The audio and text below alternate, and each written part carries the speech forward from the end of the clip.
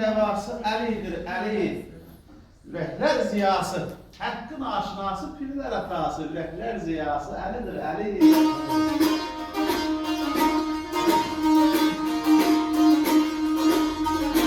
Sərvər-i Məvliya, Hoccat-ı Xuda, adı müşkül uşaq hər dərdə dəva.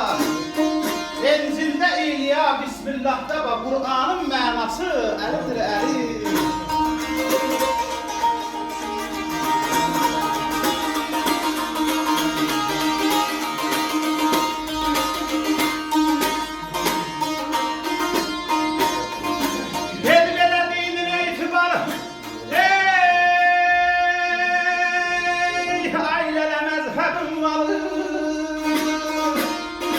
Aşıklar şu var, meşhurlar yanı.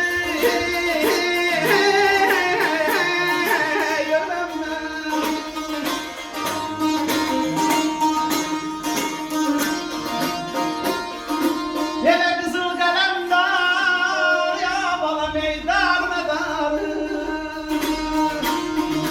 Birinci mollası, elbir eli, Ali, Ali, Ali, Ali.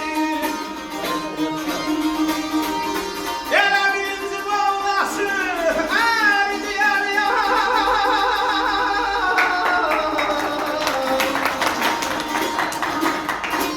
Dinin etibarı, məzhəbin varı, aşıqlar şuvarı, məşuqlar yarı, qızıl qələm yarı, dar mədarı. Birinci Moğlası yox, birinci Moğlamız Əlidir. Əli. Şair nə deyirsən? Necə?